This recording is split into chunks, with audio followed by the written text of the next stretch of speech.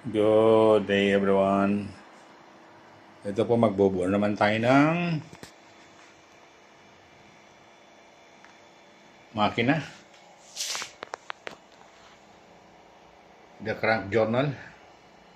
Piston 8 piece. Cylinder head. Main bearing. Racing oil pump. Post rod. Timing chain, timing sprocket,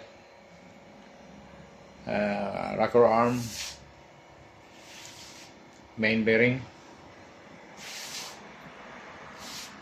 and then the head. Ang head po natin ay it's already for racing. It's porting. Pinakinis ang become shiny. The hole to match up my intake and the exhaust. Yes, we will update it to you, everyone.